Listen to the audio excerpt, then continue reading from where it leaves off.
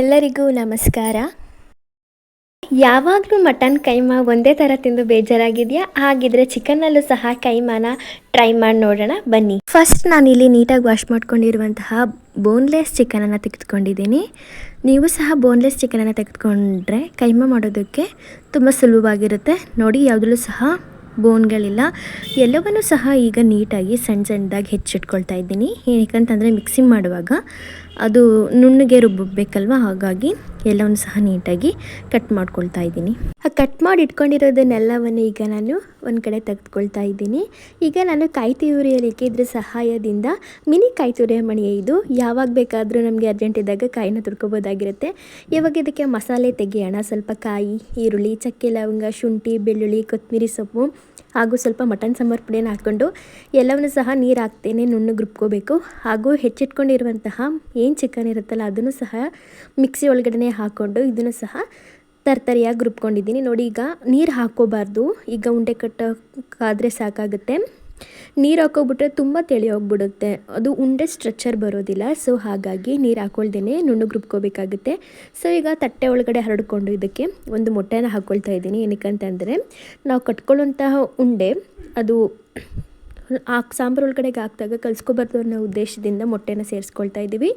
ಮೊಟ್ಟೆನ ಸೇರಿಸ್ಕೊಂಡು ಎಷ್ಟು ಸಾಧ್ಯ ಆಗುತ್ತೋ ಎಲ್ಲದಕ್ಕೂ ಸಹ ನೀಟಾಗಿ ಮಿಕ್ಸ್ ಮಾಡ್ಕೊಳ್ಬೇಕಾಗುತ್ತೆ.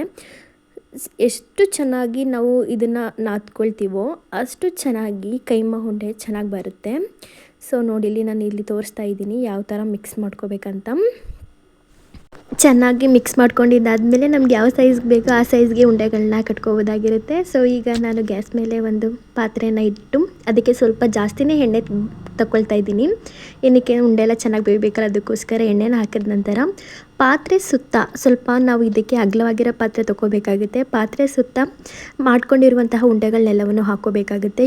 ಈ ಪಾತ್ರೆ ಚಿಕ್ಕದಾಗೋದ್ರೆ ಏನಾಗುತ್ತೆ ಅಂತಂದರೆ ಎಲ್ಲ ಕಚ್ಕೊಂಡು ಒಡೆದೋಗೋ ಸಾಧ್ಯತೆ ಇರೋದ್ರಿಂದ ಸ್ವಲ್ಪ ಅಗಲಾಗಿರೋ ಪಾತ್ರೆನ ತೆಗೆದುಕೊಳ್ಳಿ. ಸೊ ಈಗ ನಾನು ಎಲ್ಲ ಮಾಡ್ಕೊಂಡಿರುವಂತಹ ಉಂಡೆಗಳನ್ನೆಲ್ಲವನ್ನು ಹಾಕ್ಕೊಳ್ತಾ ಇದ್ದೀನಿ. ಏನೂ ಹಾಕೋಕೆ ಹೋಗಬೇಡಿ ಇದಕ್ಕೆ. ಸೊ ಚೆನ್ನಾಗಿ ಅದೇ ನೀರಲ್ಲಿ ಬೇಯಬೇಕು. ಒಂದು 10 to 15 ಮಿನಿಟ್ಸ್ ಬೆಂದ ನಂತರ ನಾವೇನು ಖಾರ ಆಡಿಸ್ಕೊಂಡಿರ್ತೀವಲ್ಲ, ಖಾರದ ನೀರಿರುತ್ತಲ್ಲ ಅದೆಲ್ಲ ಚೆನ್ನಾಗಿ ಬೆಂದಾದ್ಮೇಲೆ ಆ ನೀರನ್ನ ಸೇರಿಸ್ಕೊಂಡಿದ್ದೀನಿ. ಈಗ ಸಾಂಬಾರಿಗೆ ಮಸಾಲೆ ತೆಗೆಯೋಣ. ಕಾಯಿ, ಕೊತ್ತಂಬರಿ ಸೊಪ್ಪು, ಶುಂಠಿ, ಬೆಳ್ಳುಳ್ಳಿ, ಚಕ್ಕೆ, ಲವಂಗ, ಕಡಲೆ, ಟೊಮೊಟೊ ಹಣ್ಣು ಎಲ್ಲವನ್ನು ಹಾಕಿ ನೀಟಾಗಿ ರುಬ್ಕೊಂಡಿದ್ದೀನಿ. ಚೆನ್ನಾಗಿ ಉಂಡೆ ಬೆಂದಿರ್ತದಲ್ಲ ಅದಕ್ಕೆ ಇವಾಗ ಖಾರನ ಹಾಕ್ಕೊಂಡಿದ್ದೀನಿ. ಸೌಟ್ ಆಡ್ಸೋದಕ್ಕೆ ಹೋಗಬೇಡಿ. ಈಗ ಅದು ಚೆನ್ನಾಗಿ ಕುದಿಲಿಕ್ಕೆ ಬಿಡೋಣ. ಕುದಿಯೋದಕ್ಕಿಂತ ಮುಂಚೆ ಸ್ವಲ್ಪ ರುಚಿಯನ್ನು ಸೇರಿಸ್ಕೊಳ್ಳೋಣ. ರುಚಿಗೆ ತಕ್ಕಷ್ಟು ಉಪ್ಪನ್ನು ಹಾಕ್ಕೊಳ್ಳೋಣ. ನಾನು ಬೆಂದಿರುವಂತಹ ಚಿಕನ್ ಕೈಮಾ ಸಾರು ಮುದ್ದೆ ಜೊತೆ ಇವಾಗ ರೆಡಿಯಾಗಿದೆ.